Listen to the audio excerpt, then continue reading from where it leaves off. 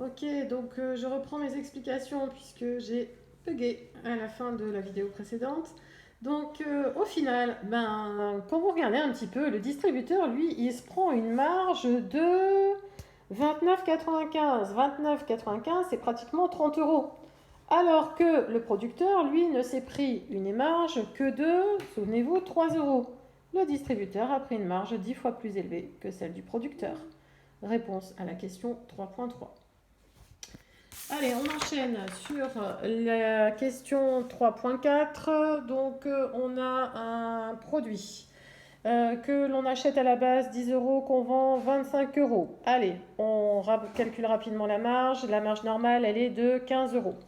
Alors, on veut faire une offre promotionnelle et on a trois options. Hypothèse numéro 1, une réduction de 50% sur le prix de vente. 25 moins 50% de 25 égale 12,50 pour un produit qui coûte toujours 10 euros.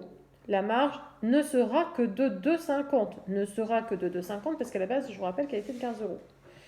Hypothèse numéro 2, prix de vente 25 euros, mais il y aura deux produits. Un acheté, un offert.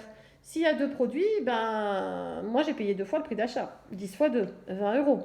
La marge est de 5 euros au lieu de 15 euros au départ, souvenez-vous. Hypothèse numéro 3, je vends le produit 25 euros et j'en mets un peu plus. Le surcoût est de 3 euros. Donc ce produit, au lieu de me coûter 10 euros, me coûte 13 euros.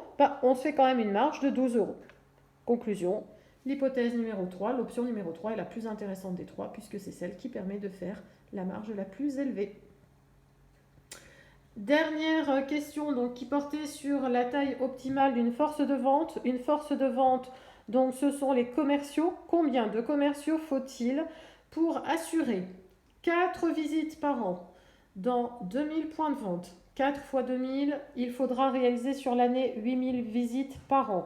À raison d'une heure par visite, ça fait 8000 heures de travail. 8000 heures de visite, 8000 heures de prospection par les commerciaux. Un commercial travaille 7h30 par jour.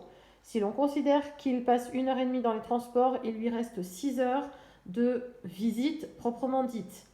Il travaillerait sur ces visites de prospection donc 4 jours par semaine. Sur combien de semaines? Entre la formation, les congés, les raisons personnelles, etc. Sur 52 semaines de l'année, il ne lui resterait que 40 semaines de prospection. 40 semaines à raison de 4 jours par semaine, 6 heures par jour. Ça lui ferait donc un total d'heures de prospection sur l'année de 960 heures. Et là, je commets une faute. Je parle au singulier. Non, les commerciaux assureraient du coup 960 heures